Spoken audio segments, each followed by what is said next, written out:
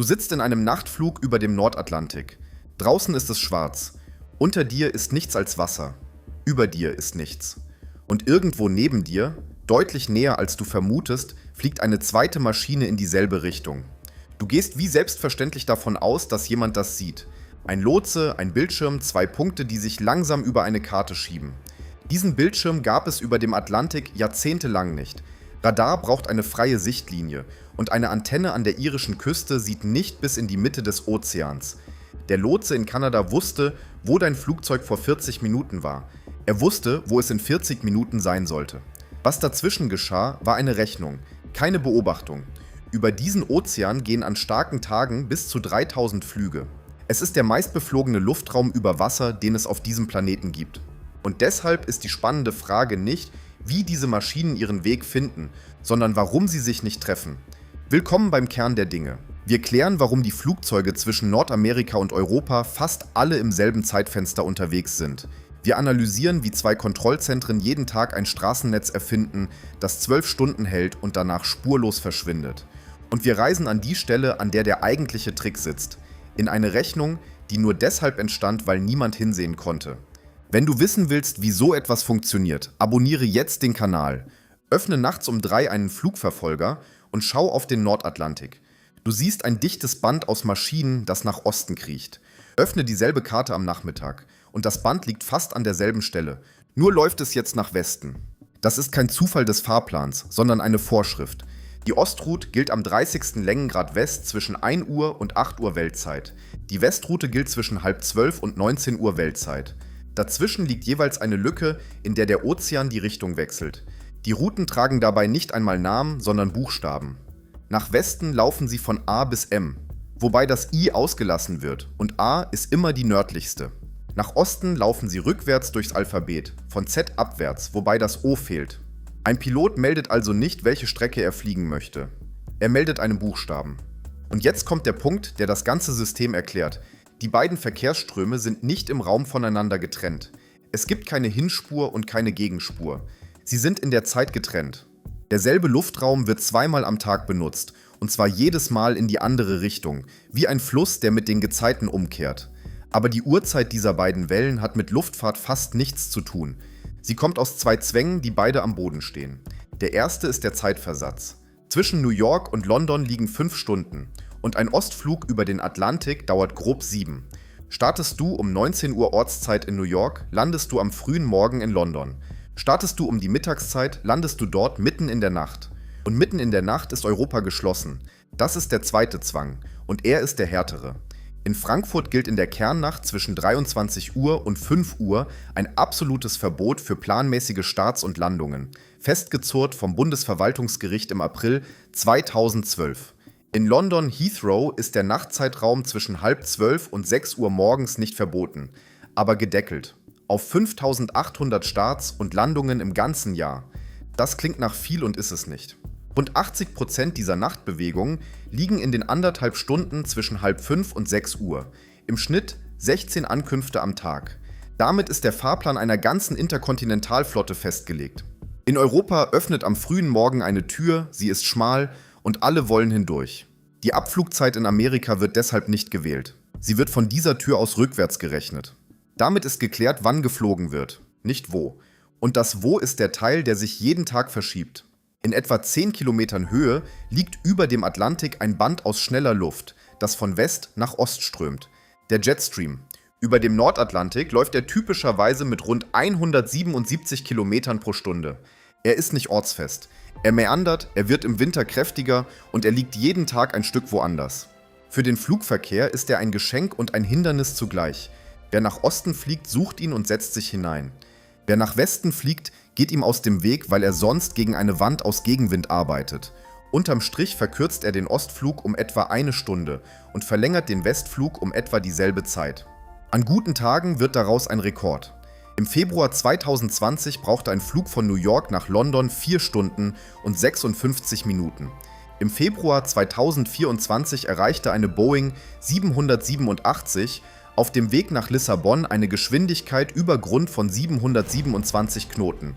Damals ging durch die Presse, Verkehrsflugzeuge seien schneller als der Schall geflogen. Das ist falsch und der Unterschied ist der Kern der Sache. Die Maschine flog völlig normal. Sie bewegte sich gegenüber der Luft, die sie umgab, kein bisschen schneller als sonst. Nur raste diese Luft selbst über den Ozean. Ein Band, das jeden Tag woanders liegt, kannst du nicht in eine Karte drucken. Also druckt man es nicht. Stattdessen wird die Karte jeden Tag neu gemacht, und zwar zweimal. Zuständig sind 2 Häuser an den beiden Enden des Ozeans. Gander in Neufundland baut das Nachtsystem nach Osten und veröffentlicht es gegen 14 Uhr Weltzeit. Shanwick in Schottland baut das Tagsystem nach Westen und veröffentlicht es gegen 22 Uhr Weltzeit. Beide fangen mit derselben Frage an. Wo verläuft heute die schnellste Linie? Aus den Wetterdaten wird zuerst die reine Bestzeitlinie berechnet, die sogenannte Minimum Time Track. Dann kommen die Einschränkungen dazu. Militärische Sperrgebiete, Gefahrenzonen, die Wünsche der Fluggesellschaften, die ihre bevorzugten Routen vorab melden. Was am Ende herauskommt, ist eine Handvoll paralleler Linien, definiert durch Wegpunkte im Abstand von jeweils 10 Grad Länge, mit einer Liste erlaubter Flugflächen zwischen Flugfläche 340 und 400. Und dieses Gebilde bekommt eine Nummer. Sie heißt Track Message Identification und sie ist erstaunlich schlicht. Es ist der laufende Tag des Jahres. Die Karte vom 3. Januar trägt die Nummer 3. Muss nachträglich etwas geändert werden, hängt man einen Buchstaben an. Ein Straßennetz mit einem Verfallsdatum von 12 Stunden und einer Seriennummer, die einfach die Tage zählt. Auf dieses Netz kommt allerdings niemand einfach so. Bevor eine Maschine den Ozean betritt, muss sie fragen. Das läuft über Datenfunk und es gibt dafür ein enges Zeitfenster. Die Anfrage muss spätestens 30 Minuten vor der Grenze draußen sein. Und sie darf frühestens 90 Minuten vorher kommen. Sonst wird sie zurückgewiesen. Zu früh ist genauso falsch wie zu spät, weil die Lage sich bis dahin ändert. In dieser Anfrage stehen 3 Angaben. Welche Spur, welche Flugfläche, welche Machtzahl. Zurück kommt die ozeanische Freigabe und ab diesem Moment ist der Flug festgelegt. Bleibt die Bestätigung länger als eine Viertelstunde aus, muss die Besatzung auf Sprechfunk umsteigen und die Anfrage laut durchgeben. Es lohnt sich, kurz zu würdigen, was in diesem unscheinbaren Vorgang steckt. Das ist nicht das Ausfüllen eines Formulars.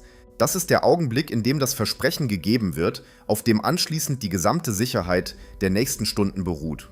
Und es geschieht bewusst noch über Land, in Reichweite eines normalen Funkgeräts. Denn hinter der Küste wird jedes gesprochene Wort teuer. Dieses ganze Gebäude ist jünger, als man denkt, und es entstand aus einem Engpass. Anfang der 60er Jahre kamen die Strahlflugzeuge und der Verkehr über dem Atlantik vervielfachte sich. Bis dahin hatte im Grunde jeder seine eigene Linie gezogen. Gander und Prestwick schlugen deshalb vor, täglich ein festes Spursystem zu veröffentlichen, damit aus einem Gewimmel eine Ordnung wird. Nur gab es dabei ein Problem, das heute schwer vorstellbar ist. Die Besatzungen wussten selbst nicht genau, wo sie waren. Es gab keine Satellitennavigation. Man navigierte über dem Ozean nach den Sternen, mit einem Sextanten durch eine Kuppel im Cockpitdach und rechnete den Rest aus Kurs, Zeit und geschätztem Wind. Also legte man Fixpunkte in ein Meer, das keine hat. Seit 1948 unterhielt die Internationale Luftfahrtorganisation ein Netz von Wetterschiffen, ein gutes Dutzend davon im Nordatlantik. Diese Schiffe fuhren nicht irgendwo hin. Sie hielten ihr Quadrat Jahr ein, Jahr raus mitten im offenen Wasser. Für die Meteorologie maßen sie Wetter. Für die Luftfahrt waren sie etwas anderes, ein bekannter Ort.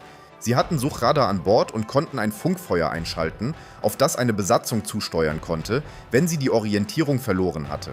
Wer vorbeiflog, meldete dem Schiff seine Position. Leuchttürme, die schwimmen. Das internationale Abkommen dazu lief 1985 aus.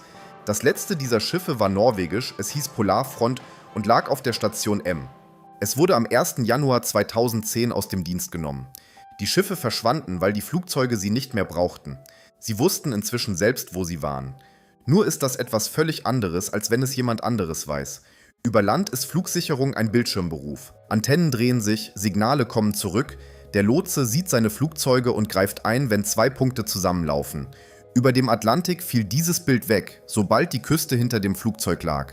Was blieb, war die Stimme. Und selbst die kam nicht direkt. Normaler Sprechfunk reicht nur bis zum Horizont. Über dem Ozean arbeitet man deshalb mit Kurzwelle, mit Funk, der von der Ionosphäre zurück auf die Erde geworfen wird und so über tausende Kilometer springt. Der Preis dafür ist die Qualität. Kurzwelle rauscht, sie schwankt mit der Tageszeit, sie bricht bei Sonnenstürmen ein. Niemand kann stundenlang in ein rauschendes Band hineinhorchen und darauf warten, dass sein Rufzeichen fällt. Also bekam jedes Flugzeug eine Klingel. Jede Maschine hat einen eigenen Vierercode aus Buchstaben. Die Bodenstation sendet diesen Code als 2 Paare von Tönen und im Cockpit geht ein Signal an. Erst dann greift jemand zum Mikrofon. Der Rest der Zeit blieb der Lautsprecher stumm. Und in diesem Schweigen musste eine Flugsicherung funktionieren, die ihre Flugzeuge weder sah noch permanent hörte. Wenn man nicht sehen kann, muss man rechnen. Die Lösung heißt Machtechnik und sie ist eleganter, als sie klingt. Der Lotse gibt jeder Maschine 3 Dinge mit: eine Spur, eine Flugfläche und eine Machtzahl. Diese Machtzahl ist die Geschwindigkeit im Verhältnis zur Schallgeschwindigkeit der Luft, in der das Flugzeug gerade steckt. Und genau darin liegt der Kniff. Der Lotse könnte auch Kilometer pro Stunde vorgeben, aber die wären wertlos. Denn im Jetstream schiebt der Wind alle Maschinen gleichzeitig an, und zwar unterschiedlich stark, je nachdem, wo genau sie sitzen. Die Machtzahl dagegen beschreibt die Bewegung durch die Luftmasse selbst. 2 Maschinen, die dieselbe Machtzahl in derselben Luft halten, behalten ihren Abstand zueinander. Ganz gleich, was diese Luft insgesamt tut. Der Wind trägt beide gemeinsam. Damit wird aus einem Abstand im Raum ein Abstand in der Zeit. Der Lotse arbeitet nicht mit Kilometern, sondern mit Uhrzeiten. Er weiß, wann Maschine A einen Wegpunkt überflogen hat, er weiß, wann Maschine B ihn überfliegen wird und die Differenz zwischen beiden Zahlen ist die Staffelung. Der klassische Wert dafür lag bei 10 Minuten hintereinander auf derselben Spur. Nicht 10 Kilometer. 10 Minuten. Es ist ein Fahrplan, kein Bild. Diese Rechnung hat allerdings eine Schwäche. Und sie ist genau so groß wie der Abstand zwischen 2 Meldepunkten. Seitlich standen die Spuren klassisch 60 Seemeilen auseinander. Das ist exakt ein Grad geografischer Breite. Und diese Zahl wurde nicht gewählt, weil sie besonders sicher wäre, sondern weil sie sich mit den Navigationsmitteln der Zeit sauber einhalten ließ. Und genau hier sitzt die Schwäche. Meldete eine Maschine ihre Position, war das die einzige harte Information, die der Lotse bekam. Alles danach war Fortschreibung. Er hatte ein Modell, aber keinen Beleg. Wich sie aus irgendeinem Grund von ihrer Linie ab, blieb das unsichtbar, bis der nächste Bericht fällig war. In der Praxis vergingen dabei 10 bis 14 Minuten. 10 bis 14 Minuten, in denen 2 Flugzeuge in etwa 10 Kilometern Höhe aufeinander zulaufen konnten, ohne dass irgendwo ein Signal ausgelöst wurde. Und hier steckt die eigentliche Antwort auf die Frage vom Anfang. Die Sicherheit über dem Atlantik kam nicht daher, dass jemand hinsah. Sie kam daher, dass jede Maschine exakt das tat, was sie angekündigt hatte. Der Lotse verwaltete keine Flugzeuge. Er verwaltete Versprechen.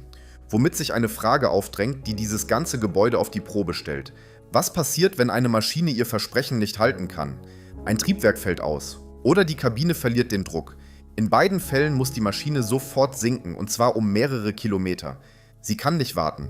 Über Land ruft man dafür den Lotsen und bekommt in Sekunden eine Antwort. Über dem Ozean kann es Minuten dauern, bis überhaupt jemand zuhört, und darunter liegen fremde Flugflächen mit fremden Flugzeugen darauf. Für genau diesen Fall gibt es ein geschriebenes Verfahren, das ohne jede Rückfrage funktioniert. Die Besatzung dreht mindestens 30 Grad zur Seite, fliegt parallel zur alten Spur weiter und legt sich 5 Seemeilen versetzt daneben. Dort sinkt oder steigt sie und stellt sich auf eine Höhe, die um 500 Fuß neben den üblichen Flugflächen liegt. Oberhalb von Flugfläche 410 sind es 1000. Und darin steckt der ganze Gedanke. 5 Seemeilen zur Seite und 150 Meter nach oben oder unten bringen die Maschine in einen Streifen, in dem sich planmäßig niemand aufhält. Zwischen die Spuren und zwischen die Flugflächen. Sie sucht keinen freien Platz. Sie geht in die Lücke, von der sie weiß, dass sie leer sein muss, weil das Raster sie nie vergibt. Diese Zahlen sind übrigens jung. Bis 2019 galt auf dem Nordatlantik ein Versatz von 15 Seemeilen nach einer Drehung um 45 Grad. Erst als klar war, wie genau moderne Flugzeuge tatsächlich navigieren, wurde daraus ein Drittel der Strecke. Und genau darum rührte jahrzehntelang niemand an den 60 Seemeilen zwischen den Spuren. Denn der Abstand war nie eine physikalische Größe. Er war ein Misstrauensvorschuss gegenüber der Navigation. Wer mit Trägheitsplattformen über den Ozean fliegt, sammelt über 6 Stunden einen Fehler an. Und dieser Fehler musste in die 60 Seemeilen hineinpassen. Mit Satellitennavigation verschwand diese Unsicherheit. Ein modernes Verkehrsflugzeug sitzt dort, wo es behauptet zu sitzen, und zwar auf wenige 100 Meter genau. Damit war Platz frei, den vorher der Zweifel belegt hatte. Im November 2015 begann der Versuch, im Dezember erschienen die ersten Karten damit. Der seitliche Abstand zwischen den Spuren wurde von 60 auf 30 Seemeilen halbiert. Aus einem Grad Breite wurde ein halber. Zwischen 2 bestehende Linien passte damit eine dritte. Ohne einen einzigen zusätzlichen Quadratkilometer Luftraum verdoppelte sich die Zahl der Wege durch dasselbe Wetterfenster. Am Grundproblem änderte das nichts. Der Abstand wurde halbiert, das Loch zwischen zwei Meldungen blieb, bis jemand das Auge dorthin brachte, wo kein Mast stehen kann. Verkehrsflugzeuge senden ohnehin permanent ihre Position mit einem Verfahren namens ADS-B. Über Land empfangen das Bodenstationen. Auf halber Strecke zwischen Irland und Neufundland stand nur niemand, der zuhörte. Die Lösung bestand darin, die Empfänger nach oben zu bringen. Auf jedem einzelnen Satelliten der zweiten Iridium-Generation sitzt ein solcher Empfänger. 66 davon bilden die aktive Kette. Dazu kommen 9 Reserven im Orbit und 6 am Boden. Sie umkreisen die Erde auf polaren Bahnen und decken damit auch die Gebiete ab, um die sich sonst niemand kümmert. Ende März 2019 nahmen die Flugsicherungen von Großbritannien und Kanada dieses System als weltweit erste in den Echtbetrieb. Seitdem meldet sich jede Maschine über dem Atlantik alle 8 Sekunden. Nicht alle 40 Minuten. Alle 8 Sekunden. Aus einer Blindzeit von 14 Minuten wurden Sekunden. Und damit fiel die letzte Begründung für große Abstände. Der Abstand hintereinander sank von 40 Seemeilen auf bis zu 14. Seitlich sind für voll ausgerüstete Maschinen 19 Seemeilen möglich. Die Rechnung dahinter ist banal und trotzdem beeindruckend. Rund $300 weniger Treibstoff und 2 Tonnen weniger Kohlendioxid pro Flug. Und der Anteil der Maschinen, die tatsächlich ihre Wunschhöhe und Wunschroute bekommen, stieg von 60 auf 80%. Damit war das Sehen gelöst. Womit sich die Frage stellte, wozu es die Spuren dann überhaupt noch braucht. Im März 2021 gab es Gelegenheit, das auszuprobieren.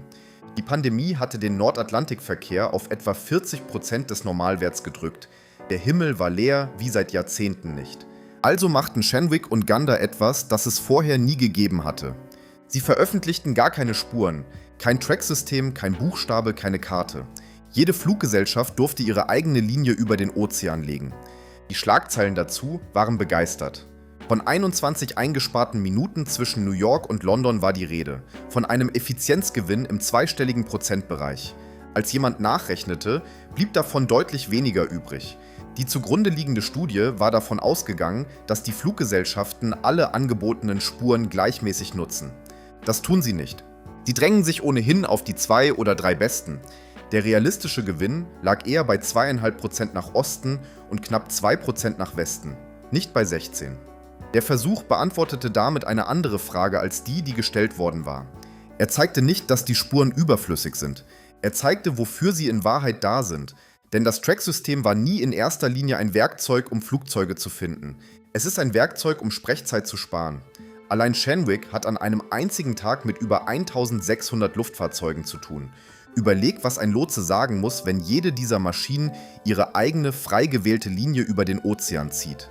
Jede einzelne braucht eine eigene Freigabe, eine eigene Prüfung gegen alle anderen, eine eigene Kette von Meldungen über einen Funkkanal, der rauscht und den sich alle teilen.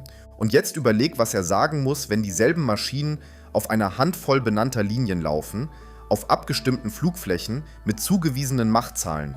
Ein Buchstabe, eine Zahl. Fertig. Genau hier liegt die Umkehrung, auf die dieses ganze System hinausläuft. Der Engpass über dem Atlantik war nie das Sehen. Er war das Sprechen. Und der Satellit hat das Sehen gelöst, nicht das Sprechen. Man kann heute jedes Flugzeug über dem Ozean alle 8 Sekunden auf dem Bildschirm haben und trotzdem nicht mit allen gleichzeitig reden. Deshalb existieren die Spuren weiter, obwohl der ursprüngliche Grund für sie längst verschwunden ist. Wobei sie sich langsam zurückziehen. Seit 2022 werden unterhalb von Flugfläche 340 gar keine Spuren mehr veröffentlicht. Dort unten ist der Atlantik bereits frei. Wie schwer dieser Rückzug fällt, hat allerdings Gander vorgeführt. Im Dezember 2024 schaffte das kanadische Zentrum die ozeanische Freigabe als eigenen Arbeitsschritt ab, also genau jene Eintrittskarte, die vorher jede Maschine anfordern musste. Das Ergebnis war nicht weniger Arbeit, sondern mehr. Die Belastung der Lotsen stieg, es gab zusätzliche Funksprüche, Unklarheiten über Routen und einzelne Annäherungen, bei denen jemand eingreifen musste. Shenwick sollte im Sommer darauf nachziehen. Der Termin wurde verschoben, und zwar auf irgendwann nach diesem Sommer. Man hatte einen Arbeitsschritt gestrichen, in dem gesprochen wird. Und prompt wurde mehr gesprochen. In diesem Frühjahr ist übrigens noch eine Regel verschwunden, ohne dass es außerhalb der Branche jemand bemerkt hätte. Wer neben dem Spursystem seine eigene Linie über den Ozean legte, bekam bis dahin seine Flughöhe aus einer festen Tabelle zugewiesen, die Ost- und Westverkehr auf verschiedene Flugflächen schob. Am 19. März 2026 wurde diese Tabelle ersatzlos gestrichen. Seitdem darf jeder seine Höhe selbst vorschlagen. Das Bemerkenswerte daran ist nicht die neue Freiheit. Es ist, dass die alte Trennlogik damit nicht verschwunden ist. Sie steht nur nirgendwo mehr geschrieben. Bleibt die Frage, wie lange ein System trägt, dessen Regeln nur noch in den Köpfen der Leute stehen, die es bedienen. Schreib mir in die Kommentare, wie du das siehst. Wir sehen uns beim nächsten Kern der Dinge.